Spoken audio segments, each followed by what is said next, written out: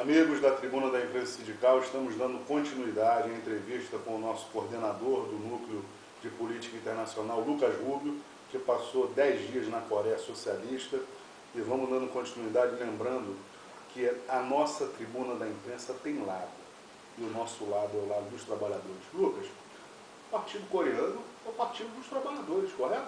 Exatamente, Partido dos Trabalhadores da Coreia.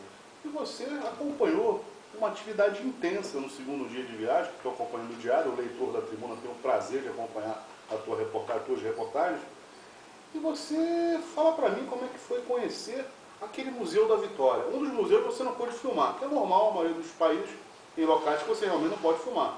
Agora, como é que foi, eu estava vendo, rapaz, você ter acesso a um navio norte-americano que foi capturado na década de 60, um navio espião.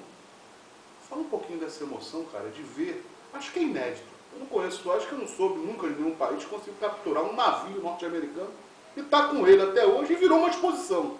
Isso é uma humilhação para os Estados Unidos. Fala para mim um pouco disso. O segundo dia na Coreia do Norte, a gente acordou bem cedinho e fomos visitar os principais pontos da cidade, que são bem conhecidos mundialmente. A gente visitou o Museu da Revolução Coreana, que fica bem atrás da famosa estátua da colina Mansu, que são as estátuas de Kim Il-sung e Kim Jong-il, que nós também visitamos.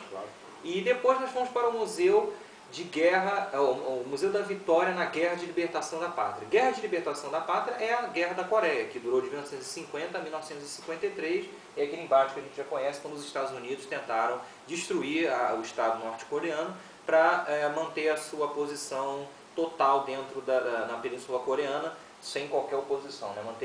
Reconstruir a colonização coreana, porém agora com o seu poder por trás, né? E fracassaram nessa guerra, foram 3 anos de guerra, e no terceiro ano de guerra assinaram um armistício com a Coreia do Norte, admitindo que não conseguiam levar adiante a guerra. Nesse museu você chega, tem um mural muito bonito, um portal muito bonito de entrada, e você vê bem à esquerda a maior construção do país, que é o Hotel Ryongjong. É um hotel que parece uma pirâmide. Eu pensei que esse fosse o principal e o maior. Porque na verdade é maior, ele é maior, mas ele ainda está em fase de... Não está em finalização. Ele não está em finalização. Esse hotel tem um problema com ele, porque ele está há muito tempo sendo construído. Foi embargado e isso, por uma série de problemas econômicos, claro. Ele está sendo concluído ainda. Embargado é um jargão brasileiro. Foi paralisado um período porque não havia receita suficiente. Isso. Porque o início da construção dele coincidiu com o início de um período muito grave na economia norte-coreana, então ele foi paralisado por um bom tempo, mas agora foi retomado e a gente espero eu na minha próxima viagem me hospedar nele. Claro. E aí você entra no museu. O museu, o pátio de entrada dele, você tem dos dois lados equipamentos americanos que foram capturados durante a Guerra da Coreia. E é um momento de grande humilhação para os Estados Unidos. De guerra, né? Exatamente. É um momento que até algumas pessoas riem, né? Porque são equipamentos de alta qualidade dos Estados Unidos que foram capturados pelos norte-coreanos. Então você vê de tudo lá. Você vê aviões, você vê tanques, canhões, caminhões, metralhadoras. Helicóptero, não sei se até o helicóptero. E você vê uma das peças mais peculiares desse primeiro momento de exibição de equipamentos capturados é um submarino de um homem só. Parece um torpedo. Espião. A nossa guia até perguntou, a guia do museu, que era uma oficial graduada do Exército Popular da Coreia, perguntou o que vocês acham que isso é. E todo mundo, é um torpedo. E ela, não, é um submarino espião de apenas um homem que vai deitado dentro do submarino, e ele serve para recolher informações de alta precisão perto da costa do país, né? Esse é um dos episódios, dos vários episódios de tentativa dos Estados Unidos de espionar a Coreia do Norte para programar uma guerra contra o país. Desrespeito à soberania. Totalmente. É o que os Estados Unidos sabem melhor fazer, desrespeitar a soberania dos países e criar guerra. Ao lado do museu, antes de nós entrarmos na construção de fato, a gente tem a oportunidade incrível de visitar o USS Pueblo, que é um navio espião. Era um dos mais modernos navios espiões da época e que tentou, em 1968, se eu não me engano foi no mês de janeiro, ele violou as águas da Coreia do Norte porque ele estava em busca de informações detalhadas da condição para um possível desembarque norte-americano na Coreia do Norte na década de 60. No período da Guerra do Vietnã, né? Exatamente.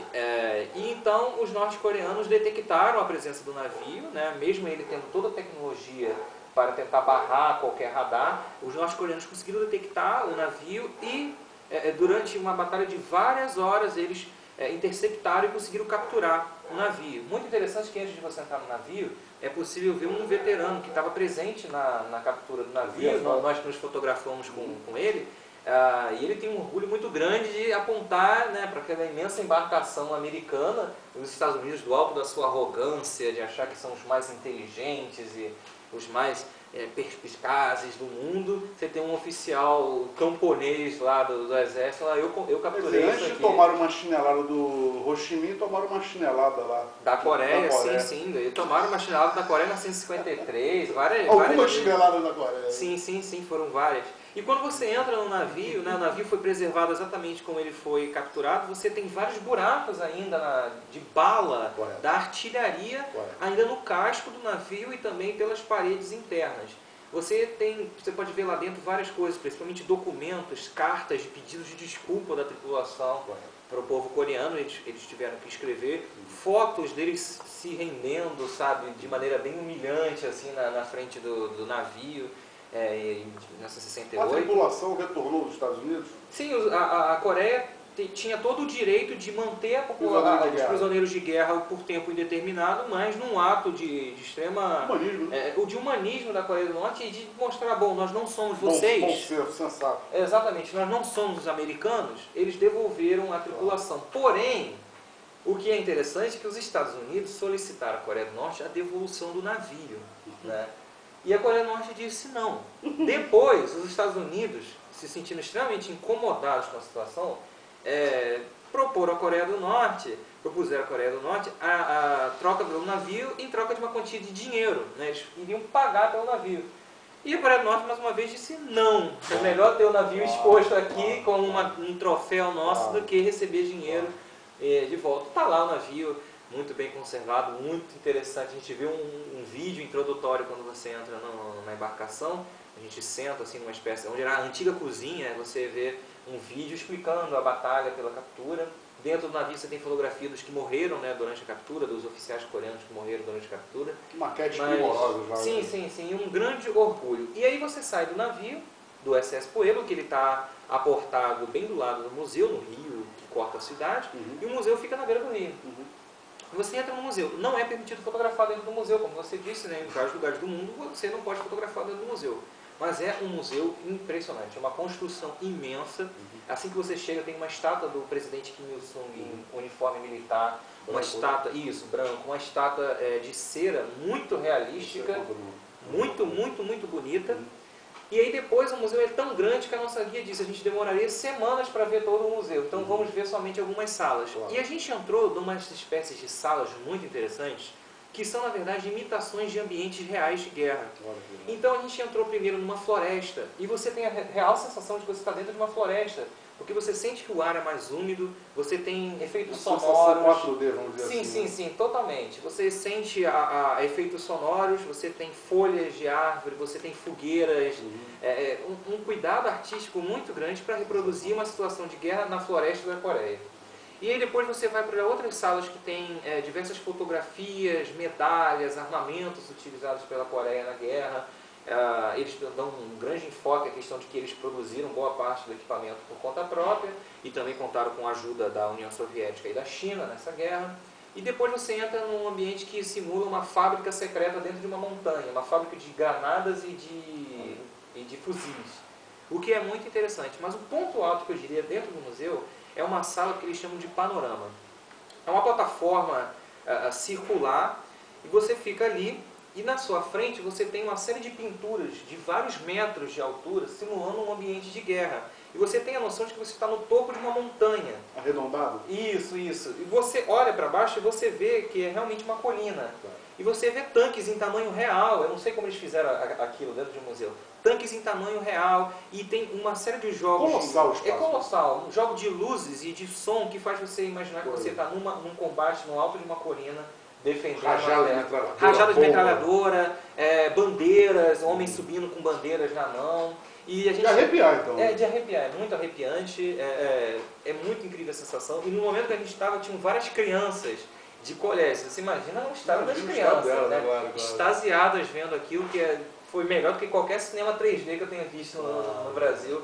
Muito legal mesmo. E nessa ida a gente tirou uma foto com a nossa guia oficial do Exército na sede do museu, está na tribuna também, e simplesmente incrível. E aí o último programa do dia foi ir na Torre Juche, que é a maior torre de concreto do mundo. Fala da torre.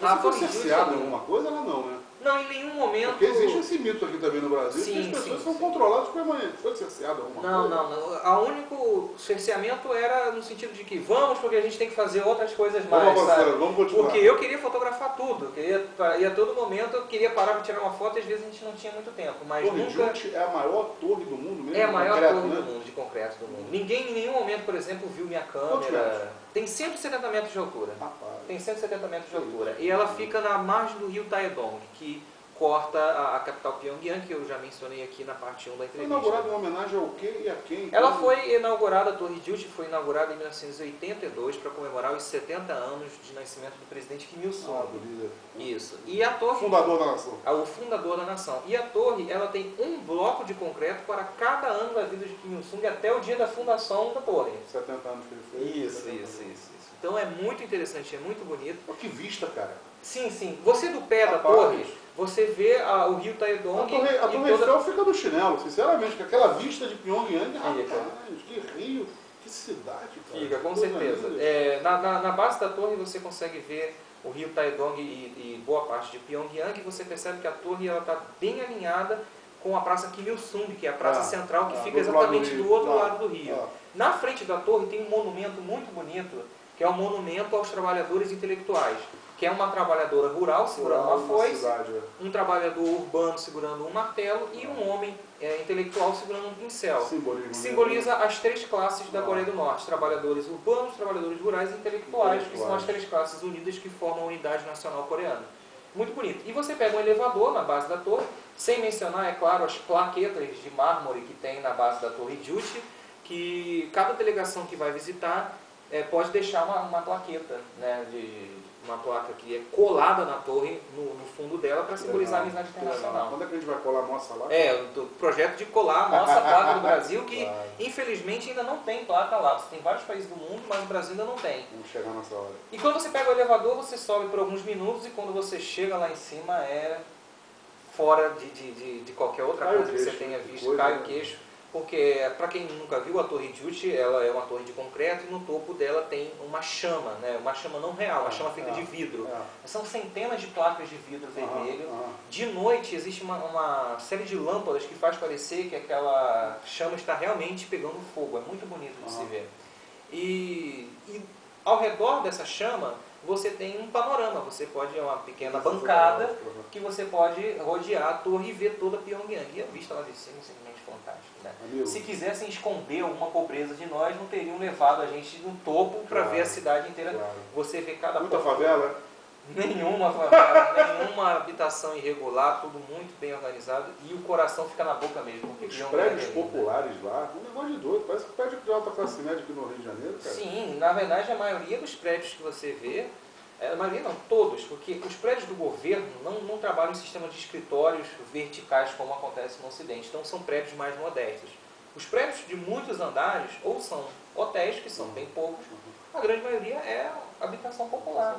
E tem uma qualidade, uma beleza, que você poderia dizer, é uma torre do Donald Trump, sabe, em Nova York. Não, é apartamento popular, distribuído conforme o local de trabalho daquelas pessoas e conforme o seu desempenho no trabalho também. Agora, é claro que nem tudo é tão moderno. As construções antigas têm uma manutenção periódica, são bem... Sim, a gente vê algumas construções antigas, mas falar de construção antiga na Coreia é um pouco difícil, porque a cidade de Pyongyang foi completamente arrasada há 65 anos, né?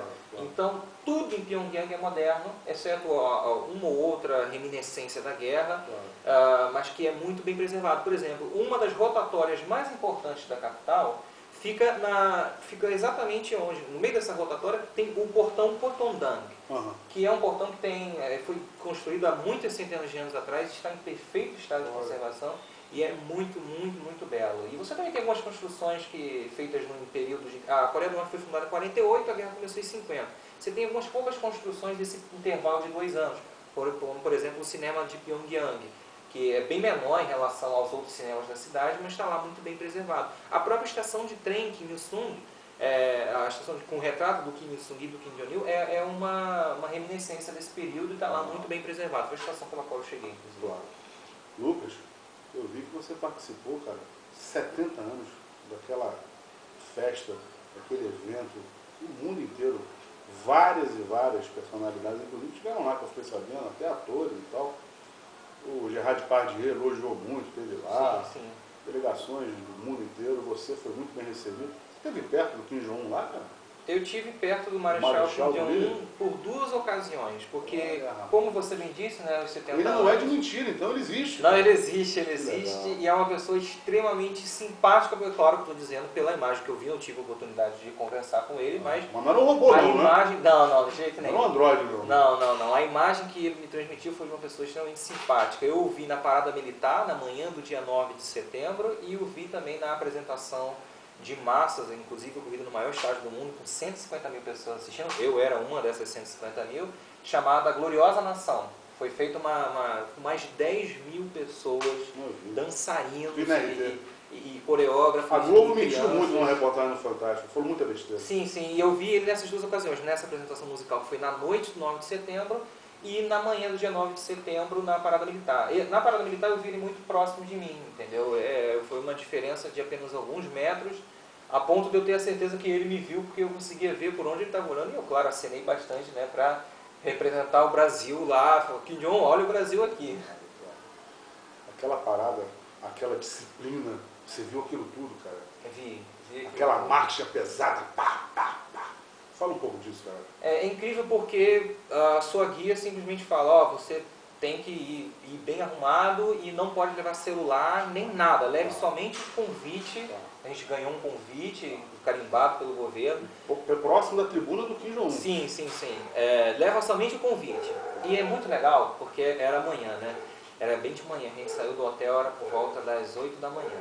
E nós tínhamos vários ônibus, porque não estava somente o Brasil lá, nós tínhamos delegações de várias outras partes do mundo lá. Mongólia, Suécia, Nigéria, Etiópia, vários países do mundo, de vários continentes. Então, os nossos ônibus, eles formavam uma fileira que simplesmente paravam as ruas de Pyongyang, porque nós tínhamos carros de polícia e batedores simplesmente levando a nossa delegação como se fossem chefes de Estado mesmo. Assim. Então, as ruas paravam para a nossa delegação passar, para os nossos ônibus, nossa comitiva, né? Além da do Brasil, foram quantas do mundo? Foram 80 delegações e centenas de pessoas do mundo inteiro. Nós tivemos 80 representações, eu e o Lenan fomos representando a delegação brasileira. A idade do Lenan? Lenan tem 19 anos. Era o mais jovem das delegações. Que coisa, isso não vai esquecer nunca mais. Não, de jeito nenhum. E as pessoas notavam muito nossa juventude, né? Perguntavam a nossa idade. O Brasil é bem visto lá? Sim, é muito bem visto. Eles têm uma visão muito boa do Brasil, como uma visão de que nós somos pessoas muito boas. E aquela visão até um pouco clichê, né? O futebol, o samba. Mas também eles têm visões assim, a abundância, o Brasil tem muitos recursos. E eles anseiam muito fazer amizade com o Brasil, de estabelecer laços melhores. Mas voltando à parada militar, nós chegamos de ônibus à Praça Kim Il-sung, e aí nós passamos por uma revista, né, porque vários militares revistam com detectores de metal para ver se você não tem absolutamente nada que possa ser usado, né, para interferir. Ouviu o que fizeram com o Maduro outro dia? Um drone? Exatamente. Algo impensável na Coreia.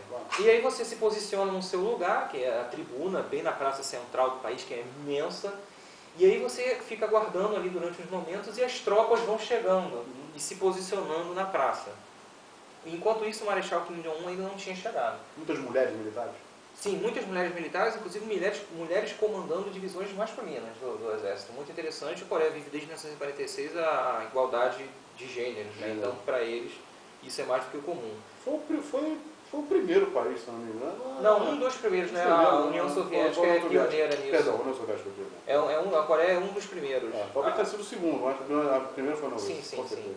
E quando você está na Praça Kim Il-sung esperando o desfile, do nada a banda começa a tocar uma música de saudação e o Marechal Kim Jong-un chega. E é óbvio, todo mundo fica tentando, né? Todo mundo vira para tentar ver na tribuna se ele se consegue ver, mas não, porque ele tá lá naquele espaço reservado para ele. Só se vê o Marechal no final, quando ele vai e passa na bancada, assim, na tribuna, dando tchau para todo mundo. Aí ele aparece de fato. Mas durante a realização da parada é algo fora do comum. A sincronia deles é incrível. O chão treme com o pisar deles, entende? marcha deve ser um dos últimos países do mundo a ter o estilo de marcha, né, o passo de ganso mesmo, é muito bonito, isso. Inclusive o Rick, o nosso amigo do trem, explicou, né, que essa questão do passo de ganso é para demonstrar disciplina e amor à pátria. Então nós vimos muitas divisões militares, divisões novas, com uniformes novos, muito bonitos.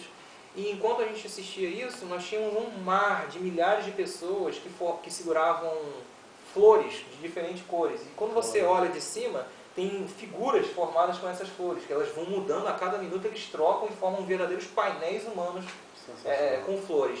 Nós vimos também a aviação, que passou um momento muito bonito, que eu nunca vou esquecer, as pessoas ficam muito surpresas quando veem, porque eram aviões formando o número 70, né, os 70 anos da República, e também aviões fazendo uma trilha de fumaça colorida com as cores da bandeira. Depois disso, nós tivemos equipamentos militares desfilando na praça, né, tanques, caminhões, não tivemos os mísseis balísticos intercontinentais e nucleares da Coreia do Norte, em respeito à nova linha estratégica do partido, que é a de levar adiante a construção econômica e não militar, e estamos vivendo um momento de grande aproximação com o Sul, né, e com os Estados Unidos, para que se indispor, né, demonstrando esse tipo de equipamento que ficou guardado. E depois disso nós tivemos a parada civil, que é quase que um carnaval brasileiro. São carros alegóricos passando com pessoas ao redor do carro, segurando bandeiras, segurando flores, segurando placas. Foi muito legal, porque as pessoas passam saudando o Marechal Kim Jong-un e a nós todos na tribuna, e foi um momento muito, muito divertido. Está lá na filmagem, eu apareço lá no momento dando tchau para os veteranos de guerra, que passou um carro alegórico especial sobre a guerra, né? E tinham vários veteranos de guerra ali desfilando também. Foi muito bonito. No final, todos se juntam para dar tchau para o Kim Jong-un, que passa olhando para a gente, né, e acenando para a gente na tribuna, e todos entoam canções numa única voz, milhares de pessoas, de arrepiar. Milhares de pessoas cantando canções numa única voz, né, no que eles chamam de política do coração único da Coreia, né, com todos os coreanos são um só. Muito, muito bonito, um espetáculo fora do comum. Bom, eu só posso agradecer a tua presença, meu irmão. Eu que agradeço. Porque é sensacional a gente poder contribuir em divulgar esse tipo de material que você trouxe para a gente, porque para mim isso é exclusivo e inédito aqui no Brasil. Eu não estou vendo ninguém tendo feito o que você, que nós estamos fazendo pela Tribuna da Independência Sindical, que é trazer à tona a verdadeira Coreia socialista, muito diferentemente do que essa mídia hegemônica tradicional nefasta passa para a sociedade brasileira. Deixa um recado final para o nosso leitor, meu amigo. Olha, o recado final que eu queria deixar é um recado que eu tenho sempre muito prazer em deixar quando eu termino as entrevistas da Tribuna, que é para que você que quer conhecer a Coreia do Norte, ou você que tem uma opinião sobre o país muito negativa, ou quer buscar mais sobre o país, procure ir além do que se parece ser fácil de pesquisar, se parece ser fácil de entender. É um país extremamente complexo, com uma política muito complexa, com uma história muito complexa, porém com uma lição de humanidade, de civilização completamente diferente, que tem que ser muito bem avaliada, muito bem estudada. Então você procure as mídias populares como a Tribuna da Imprensa Sindical. Vale lembrar que a Tribuna da Imprensa Sindical escreveu uma carta oficial em comemoração aos 70 anos da República. Eu tive o prazer de encaminhar essa carta da Tribuna. Assinamos eu, você, a ilustre coordenadora e o Gabriel, também que é parte da coordenação. Exatamente. Então, essa carta foi encaminhada para o diretor da Academia Coreana de Cientistas Sociais, que é uma das organizações mais importantes da Coreia do Norte. E eles receberam com muito prazer e muito agradecimento. Uma moção de congratulações ao belo trabalho exercido pelo Marechal Kim Jong-un. Sim, sim. E eles receberam com bastante honraria a nossa carta, escrita em nome também do povo brasileiro como um todo, né? Foi entregue ao governo da Coreia do Norte. Acredito que nós sejamos a primeira mídia a entregar uma carta ao governo norte-coreano. Sensacional. Isso foi entregue. E a minha viagem à Coreia do Norte não foi algo pessoal, né? Embora tenha assim, o meu lado pessoal e afetuoso sobre isso, foi algo que eu tenho que buscar, tive que ir lá buscar para trazer aqui para os nossos leitores e também para as outras pessoas que se interessam pelo tema e servir de inspiração para o povo brasileiro. Nós temos outro caminho a seguir, nós temos sim uma outra alternativa a seguir. Aquele povo lá está conseguindo, aquele povo vive em paz, sem guerra, sem violência, sem medo de, será que a minha casa, eu vou ser expulso da minha casa amanhã? Será que eu vou ter que comer amanhã? Será que meu patrão vai me despedir amanhã? Eles vivem sem medo e com um amor gigante pela pátria, um amor gigante pelos líderes e um amor gigante aos seus semelhantes e irmãos. Então, agradeço muito a Tribuna pela oportunidade e convido você, vamos conhecer a Coreia do Norte, vamos ler sobre a Coreia do Norte, porque a Coreia do Norte é a resposta para o nosso futuro. Lucas, quem agradece sou eu. Lembro aos leitores que esse assunto não parou aqui, nós vamos dar desdobramento nisso. Continua seguindo a série de reportagens do Lucas, a série do Diário de Viagem, acompanhe. E lembro aos leitores, Tribuna da Imprensa tem lado, do nosso lado é o lado dos trabalhadores. Obrigado, Lucas.